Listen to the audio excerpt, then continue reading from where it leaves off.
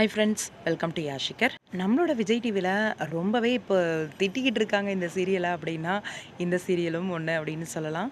ஏன்னா எந்த அளவுக்கு நெகட்டிவிட்டி காட்ட முடியுமோ அந்த அளவுக்கு நெகட்டிவிட்டியோட சீரியல் போயிட்டுருக்கு.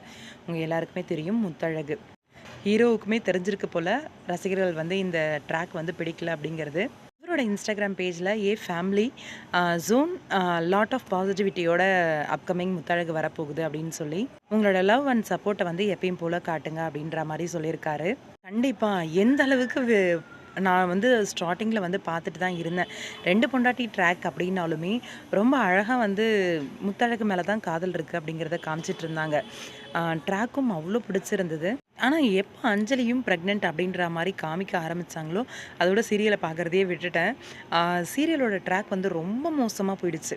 ப்ரெக்னென்ட் அப்படின்ட்டு ஒரு பொண்ணு வந்து சொல்லி அது குழந்த பிறந்துருச்சு அப்படிங்கிறதையும் காமிச்சு இந்த அளவுக்கு எடுக்க முடியுமா சீரியலை? ரியல் லைஃப்லேயே இந்த மாதிரிலாம் நடக்குமா அப்படிங்கிற மாதிரி ஒரு கேள்வி இருந்துச்சு.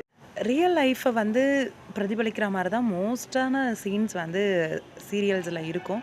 நம்ப முடியாத பல விஷயங்கள் வந்து இந்த மாதிரி எடுக்கிறது தான் கொஞ்சம் காண்டா இருக்குது. ரீசெண்டான டேஸில் நானே இந்த சீரியலை முடித்து தொலைங்களண்டா அப்படிங்கிற மாதிரி யோசிச்சிருக்கேன் நிறையவே. இல்லை பாசிட்டிவ் ட்ராக்காவது கொண்டு வாங்க அப்படின்ட்டு.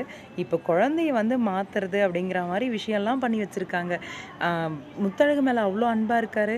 அவங்க டெலிவரி அப்போ கூட இல்லாமல் என்ன பண்ணார் அப்படிங்கிற மாதிரி தான் தோணுச்சு. ஃபுல் அண்ட் ஃபுல் நெகட்டிவிட்டியோட தான் சீரியல் மூவ் ஆகிட்டுருக்கு.